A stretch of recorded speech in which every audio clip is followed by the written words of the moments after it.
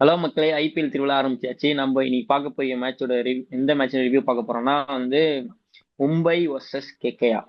வன்கடே ஸ்டேடியம்ல மும்பையோட home கிரவுண்ட்ல, அது ஒரு ரெட் சாயில் பிச்சில் மும்பை வந்து டாஸ் வின் பண்றாங்க. டாஸ் வின் பண்ணி பவுலிங் சூஸ் பண்றாங்க.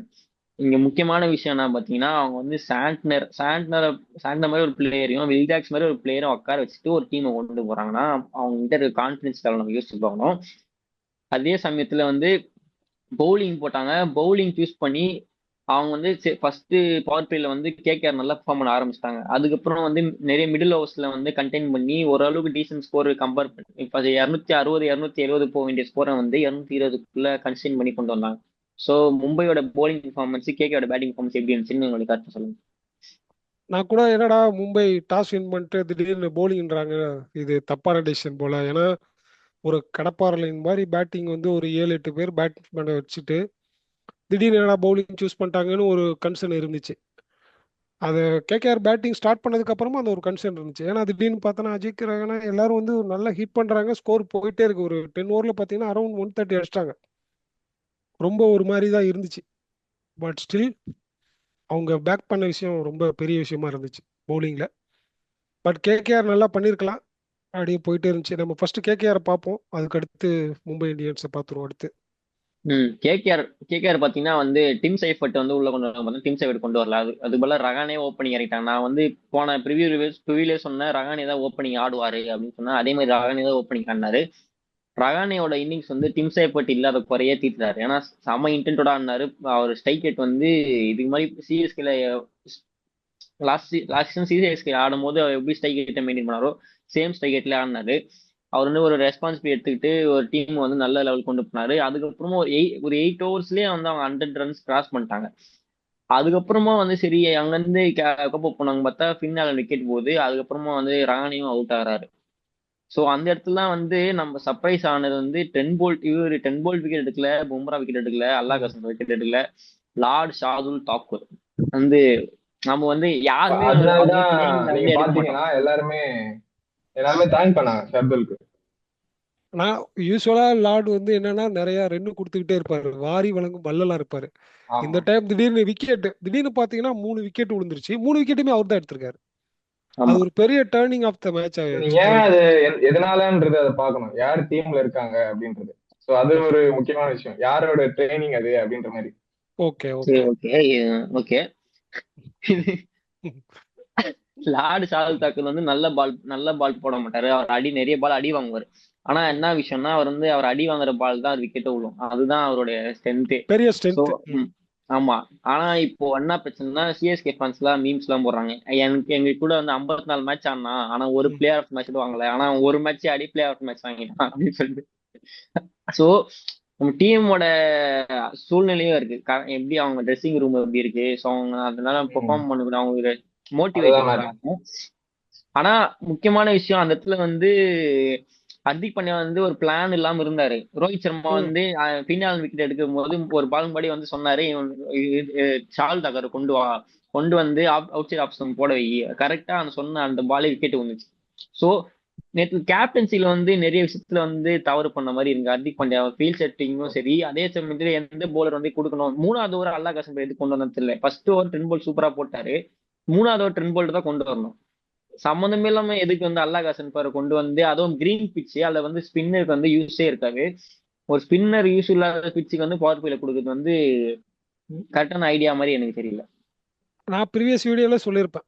பாண்டியா வந்து கொஞ்சம் அவரோட அந்த ஆட்டிடியூடு, அந்த பிஹேவியர் எல்லாம் கொஞ்சம் குறைச்சிட்டு அந்த கேப்டன்ஸ் கூட ஏன்னா எல்லா டீம்லயும் பாத்தீங்கன்னா ஒரு கேப்டன் தான் இருப்பான். மும்பை இந்தியில வந்து மினிமம் 7 to 8 கேப்டன் இருக்கான். ஆமா.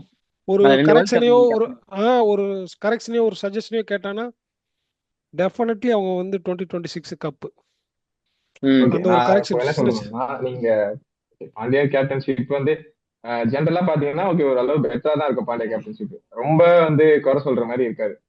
நான் எப்படி சொல்றேன், சீனியர் பிளேயரே கம்பேர் பண்ணி சொல்றேன், கம்பேரிட்டிவ்லி விராட் இந்த ஐபிஎல் இதுல சொல்றேன்.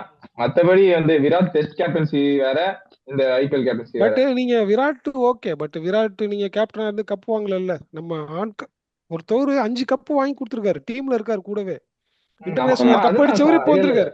நான் நான் ரோஹித் அதுதான் சர்மாவை சொல்ல வரேன். சொல்றேன். நீங்க ஆர்சிபி போறீங்க, அதை விட்டுருங்க. இங்க ஓகே. மும்பை இந்தியன்ஸ் வாங்க. நான் என்ன சொல்ல அதுதான் வரேன், சொல்ல வரேன் 5 கப் பாண்டியா வந்து அடிச்சவரும் கூட இருக்காரு. இப்ப ரீசெண்டா கப் அடிச்சுட்டு வந்தவரு கூட நிக்கிறாரு. அவர் இம்பாக்ட் சாண்ட்னர் பிளேயரா ஆ, இருந்தாரு, ஃபீல்டே சாண்ட் இல்ல. சாண்ட்னர்னு ஒருத்தவர் ஃபைனல் வரைக்கும் டீம் எடுத்துட்டு போயிருக்காரு. ஸோ இந்த மாதிரி நிறைய பேர் இருக்காங்க. நல்ல சஜஷனை கேட்டு ஒரு நல்ல டீமுக்கு போலாம் அப்படின்ட்டு. இல்ல நாங்க ஆ, தான் வரேன். பாண்டியா ஆ, வந்து கேப்டன்சியாவே இருந்தாலும் ஸோ ரோஹித்தோட ஒரு சப்போர்ட் இல்லாம அவன் ஃபுல்ஃபில் பண்ண முடியாது அவனோட ஆ, கேப்டன்சியை. அதை தான் அது சொல்ல எனக்கு வரேன். மேபி லாஸ்டா அதை இப்போ இல்ல. கேட்டிருந்தாரு, இன்னும் அதை இயர்லி கால் கரெக்ட் பண்ணியிருந்தாருன்னா 180 170ல மேட்சை முடிச்சிருக்கலாம். ஆமா. ஸோ முடிச்சிடலாம். இவங்க கொஞ்சம் இவங்க கஷ்டப்பட்டு அடிக்காம ஈஸியா அடிச்சுட்டு போயிருக்கலாம். பட் இல்ல ஸ்டில் பண்ணிருக்கேன். திரும்ப நம்ம நீங்க பாத்தீங்கன்னா அவங்களோட இதுவும் நல்லா இம்பாக்டா இருந்தது. அவங்களோட பேட்டிங் ஸ்டார்ட் அப்பும் நல்லா ஸ்டார்ட் பண்ணாங்க. அவங்களுக்கு ரொம்ப இதுவா ஃபாஸ்டா தான் போயிட்டு இருந்தது. ஆமா, ஓப்பனிங்ல நல்லா பெர்ஃபார்ம் பண்ணாங்க. ம். அதுக்கப்புறம் அங்கிரீஷ் ரகுவன்சி அவர் வந்து டொமஸ்டிக்லயே செம பெர்ஃபார்ம் பண்ணாரு. போன வருஷமும் வந்து கேட்க நல்லா பெர்ஃபார்ம் பண்ணாரு. அவர் வந்து திரும்பியும் வந்து ப்ரூவ் பண்ணி காமிச்சாரு, நான் வந்து நல்ல பேட்ஸ்மேன் தான் அப்படின்னு சொல்லிட்டு ஒரு நல்ல ஒரு ஃபினிஷிங் வந்து பண்ணிட்டு 220 ரன்னு. கேகேஆர்லயும் ஒரு விஷயம் என்னதான் நோட் பண்ணீங்கன்னா தெரியும், விக்கெட் ஒரு சைடு போயிட்டே இருக்கு, ரன் ஒரு சைடு இருந்தாலும் ரன்ஸ் வந்துட்டே பில் இருக்கு. பண்ணிட்டே இருக்காங்க கண்டினியூஸா. அவங்க ஆனா ரன்ஸ் என்னதான் ரன்ஸ் வந்தாலும் அவங்க பவுலிங் வந்து ரொம்ப வீக். அதை பத்தி ஆ, நம்ம வந்து பார்க்க போறோம். பவுலிங் இப்போ வந்து மும்பை இந்தியன்ஸ் பேட்டிங் வந்துலாம். ரோஹித் சர்மா பத்தி வந்து சொல்லி ஆகணும். ஹிட்மேன் சொல்லியே வந்து ஆகணும். இப்போ ஹிட்மேனோட என்னன்னா ஹிட்மேனோடைய இது பர்ஃபார்மன்ஸ் பத்தி பாத்தீங்கன்னா ஃப்ரீ ஃப்ளோவா இருந்துச்சு. ஃபர்ஸ்ட் 2 பால் வந்து எட்ஜ்ல வந்தாலும் அதுக்கப்புறம் ஒரு புல் ஷாட் ஒன்று அடிச்சாருங்க. அடிச்சதுக்கு அப்புறமா தெரிஞ்சிச்சு அவர் வந்து ஃபார்முக்கு வந்துட்டாரு அப்படின்னு சொல்லிட்டு.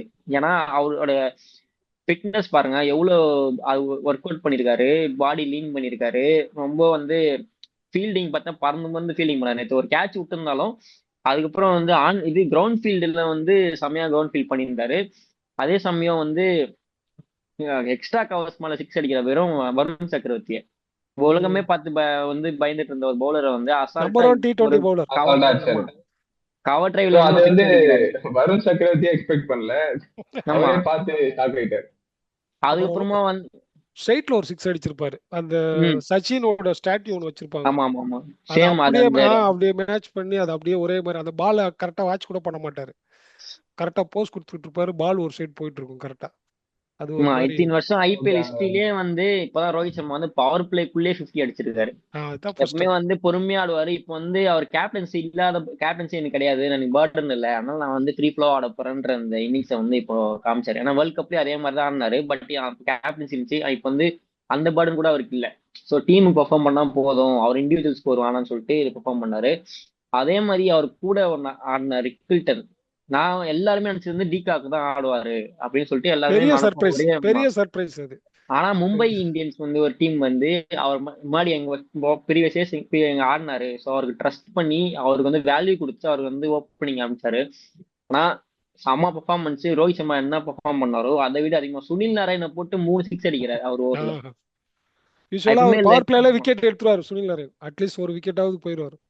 பட் ஸ்டில் இவரு போட்டு லெஃப்ட் ஹேண்டர் வந்து ஆஃப் ஸ்பின்னர் வீக்னஸ் பார்த்தா அவர் ஆஃப் ஸ்பின்னர் தான். ஆஃப் ஸ்பின்னரே போட்டு லெஃப்ட் ஹேண்டர் போட்டு பழகுறாரு. அவர் ஆஃப் பண்ணதுதான் எனக்கு தெரிஞ்சு மும்பை இந்தியன்ஸ் டேக் ஆன் பண்ணாங்கன்னு நினைக்கிறேன். அந்த இடத்துல டேக் ஆன் பண்ணது மேட்சை முடிச்சிட்டாங்க. ஸோ 2 பேருமே செம பேட்டிங்ல ஒரு 160 ரன் பார்ட்னர்ஷிப் வந்து அடிச்சிட்டாங்க. அங்கேயே முடிஞ்சு போச்சு மேட்ச்.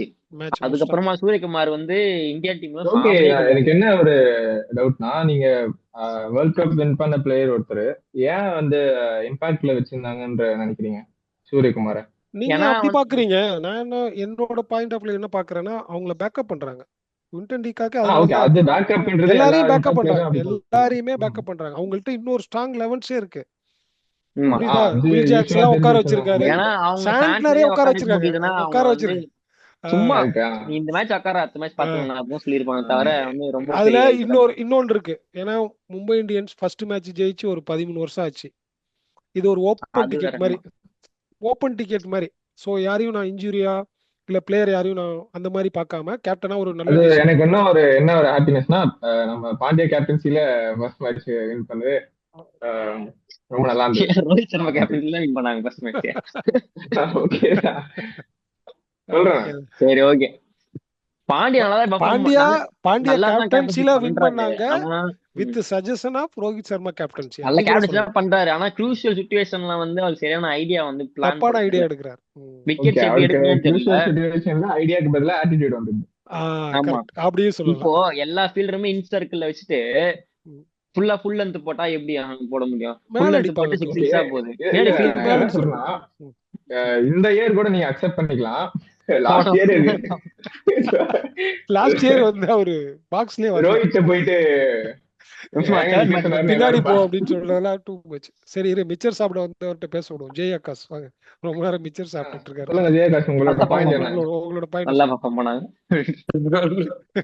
இல்ல சொல்லுங்க. இந்த தனுஷ் மாதிரி அக்ரீட் எல்லாம் வேண்டாம், வேற ஏதாவது வேற. மும்பை இந்தியன்ஸ் பவுலிங் நல்லா போட்டாங்க. ஓகே அவ்வளவுதான் அவ்வளவுதான். ஓகே அவ்வளவுதான் இல்ல, முடிஞ்சு. இப்ப லாஸ்ட் ஆக்சுவலி 4 என்னன்னா ஓவர் கண்ட்ரோல் பண்ணாங்கண்ணா ஸ்கோர். ஓகே, ஸ்டார்டிங் இல்ல பவர் அவர் என்ன பிளேல நல்லா டீம்னு கேளுங்க, ஆடினாங்க. நாளைக்கு வேணுமா அவர் டீம் வச்சு கண்டினியூ பண்ணுவோம். என்ன டீம் நோட் பண்ணி வச்சு. உங்க அவங்க டீம் என்ன எல்லாமே டீம்? உங்க டீம் என்ன டீம் ஆகாஷ்? ஓ நாளைக்கு வரும் உங்களுக்கு, நாளைக்கு இருக்கு. பரவாயில்ல, ஒரு தேங்க்யூ. நிமிஷம் சார்ஜ் எடுத்துறேன். 5% தான் இருக்கு. ஓகே. ஏய் கல்யாணம், இந்த இடத்துல ஒரு கட்டை போட்டுரு. அன்வான்டா போயிடுச்சு. பேசணும்டா, நிறைய ஃப்ளோல பேசணும். ஆகாஷ் ஓகே என்னடா பார்த்து. நெக்ஸ்ட் வில்ஜாக்ஸோட பாயிண்ட் பேசுங்க. எதுக்கு வில்ஜாக்ஸ் ஒன்னும் இருக்காருன்னு? நான் விராட் கோலிக்கு சேர்த்தது. ஏய் ஆமாடா, அது முடிஞ்சிரு ஆர்சிபி. இதுக்கப்புறம் இதுல சொதப்ப கூடாது. வீடியோ ஆடியன்ஸ் என்கேஜா இருக்காது. அழுதுறாருல, அதனாலதான் இவனே கட் பண்றான். இவன் மடத்தா இவன் நான் மாதிரி ரோஹித் சர்மா பேசுறான். வந்து புஷ் அவினாஷ் அப் செத்தது கிரவுண்ட்ல. அதெல்லாம் பேசலாம், அதெல்லாம் சொல்லு. அதாவது அந்த டீமுக்கு ரெலவெண்டா நியூட்ரலா தான் பேசணும் தெரியுமா?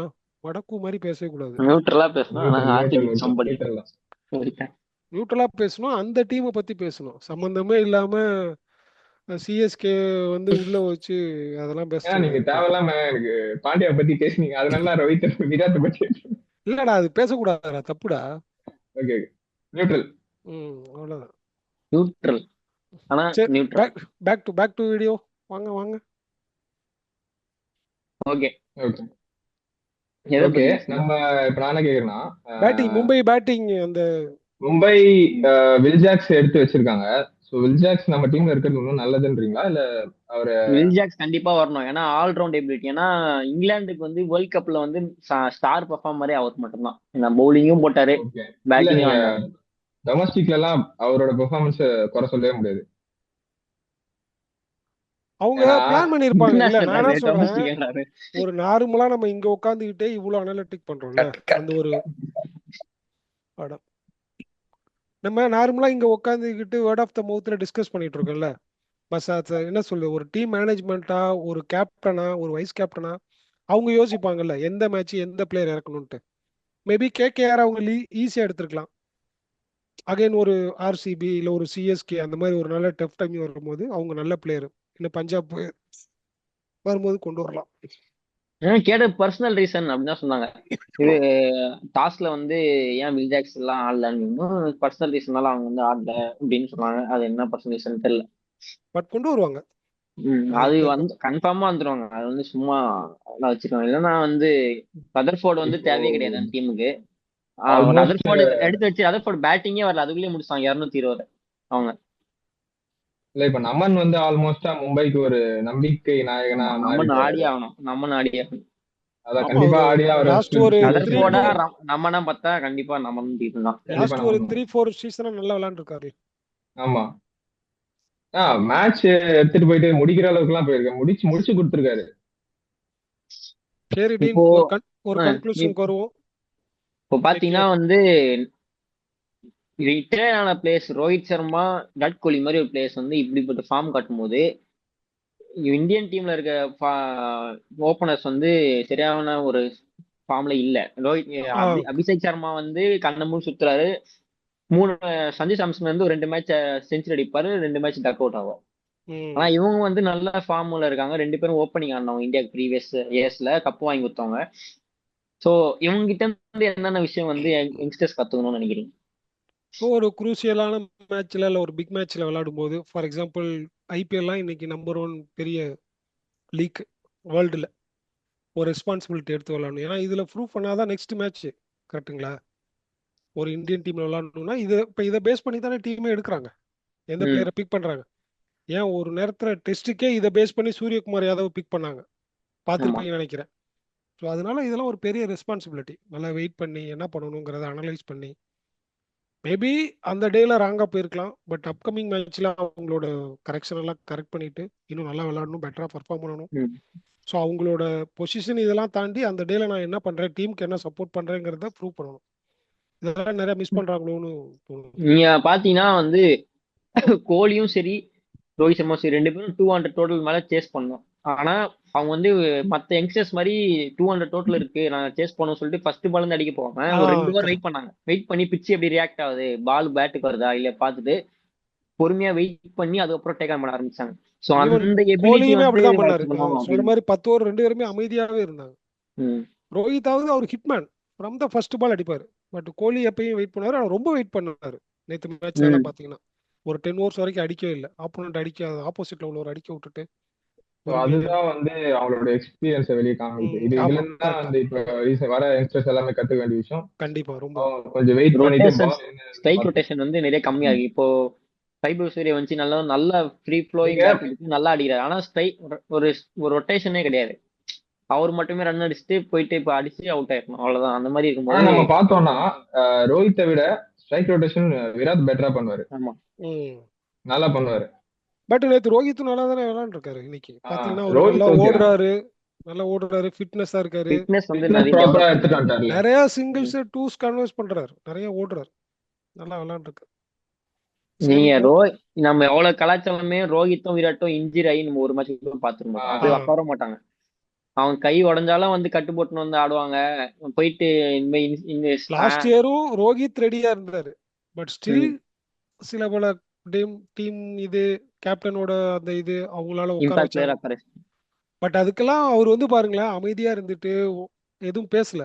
பட் ஃபிட்னஸ்ல எதுக்கு எந்த விஷயத்துக்கும் ரியாக்ட் பண்ணாம இல்ல ரியாக்ட் பண்ணாம ஃபிட்னஸ்ல ரியாக்ட் பண்ணிட்டு போயிட்டாரு. ஃபிட்னஸ்ல காமிச்சிட்டாரு. நான் வந்துட்டு நான் அப்படிங்கிற மாதிரி ஒரு இப்போ வந்து அப்ரிஷியேட். அது செலக்ஷன்ல வந்து 2027 வேர்ல்ட் கப் ஓடிஐ வேர்ல்ட் கப்ல வந்து 2 பேருமே எடுக்கணுமா, ஏன் டவுட்டாவே இருக்கு அப்படின்னு சொல்லிட்டு செலக்டர் சொல்லிட்டு இருந்தாங்க. இன்னமும் சொல்லிட்டு தான் இருக்காங்க, நான் இன்னும் பார்க்கணும், இன்னும் ஒரு வருஷம் இருக்கு அப்படின்னு சொல்லிட்டு. இவங்க இப்படி ஆடுற பெர்ஃபார்மன்ஸ் வச்சு பார்த்தா கன்ஃபார்ம் செலக்ட் பண்ணணுமா செலக்ட் பண்ணக்கூடாது.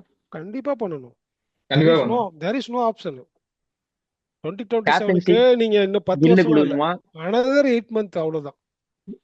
கேப்டன்சி கில்லு கொடுக்கணுமா, ரோஹித் அது கொடுக்கணுமா? அது ஒரு பிக் கொஸ்டின் தான். இல்ல கொஸ்டினே கிடையாது, டவுட்டே கிடையாது. நீங்க ஏன் கில்லுக்கு நீங்க ஏன் கில் சப்போர்ட் பண்ணீங்கன்னு தெரியல. கேப்டன்சி ரோஹித். அவர் வந்து சச்சின் ஃபேன். சச்சின் fan ஆ? Okay, இல்ல தயவு செஞ்சு gill- நானும் ரோஹித் தான். பட் ஆனா மேனேஜ்மெண்ட் எனக்கு சுத்தமா பிடிக்காது. நீங்க என்ன நினைச்சாலும் சரி, அதுக்கு நான் வரவே ஓகே இல்லை. நீங்க மேனேஜ்மெண்ட்டே குறை சொல்லுங்க. ஓகே அது உங்க proper ஆன கருத்து management. என்ன? BCCI ரோஹித் பண்ணுமா கில்லு பண்ணும்? எப்ப வந்து விராட் கோலி ரோஹித்தை தூக்குனாங்களோ அப்பயே அவங்க மேல எனக்கு சுத்தமா உடன்பாடே கிடையாது. அவங்க இல்ல மேல நம்பிக்கை ஏன்னா கிடையாது. அது தூக்க வேண்டிய சூழ்நிலை. தூக்க தூக்கிதான் வேண்டிய ஆகணும். நிலைமை இல்ல. நான் என்ன சொல்றேன், கப் அடிச்சிருக்காங்க, நல்லா பெர்ஃபார்ம் பண்ணிருக்காங்க, ஏன் தூக்குறீங்கன்னா என்னோட கொஸ்டின். யார சொல்றீங்க கப் அடிச்சிருக்காங்கன்னு கொஞ்சம் explain பண்ணுங்க. எல்லாரையும் தானே. ஏன்னா முக்கியமான ரோஹித் காரணம் வந்து 2011 வேர்ல்ட் கப்ல வந்து ம். கௌதம் கபீர் 95 அடிக்கிறாரு. அவர் வந்து ஸ்டார்டிங்ல இருந்தே டீமை பில்ட் பண்ணிட்டு வந்து ஒரு பினிஷிங் வரைக்கும் கொண்டு வராரு. ஆனா டோனி வந்து லாஸ்ட்ல வந்து 95 ரன் அடிச்சுட்டு அந்த கிரெடிட்டை வாங்கிட்டாரு. சோ அந்த காண்டு வந்து கம்பீருக்கு இருக்கு, நான் அவ்வளவு கஷ்டப்பட்டனே எனக்கு வந்து கிரெடிட்ஸே கொடுக்கல அப்படின்னு சொல்லும் போது என்ன ஆகுதுன்னா வந்து அப்போ நான் வந்து இப்ப ரோஹித் சர்மா விராட் கோலி டீம் வச்சு நான் வேர்ல்ட் கப் வச்சேன்னா எனக்கு பேர் தான் வராது, ரோஹித் சர்மா பேர் தான் வரும், விராட் கோலி பேர் தான் வரும். அதனால வந்து இவங்க 2 பேர் தூக்கிட்டு சுப்மன் கில கேப்டனா போட்டோம்னா கம்பீருக்கு ஆட்டோமேட்டிக் கிரெடிட் வரும்போது என் கோச்சிங் தான் அப்படி வந்து ட்ரை கப் பண்ணி அடிச்சான். தான் நம்பர் 1ல இருந்த டெஸ்ட் கிரிக்கெட் டீம் 10 வருஷத்துல அகல பாதாளத்துல இருக்கு. இப்ப வெளியில கூட எடுக்க முடியாத அளவுக்கு போச்சு. ஊர்ல போறவங்க எல்லாம் வந்து அடிக்கிறான். நீங்க நியூசிலாந்துக்காரன் டெஸ்ட் இப்போ ஜெயிச்சது இந்தியாவை எடுத்துட்டு வரவே முடியாது.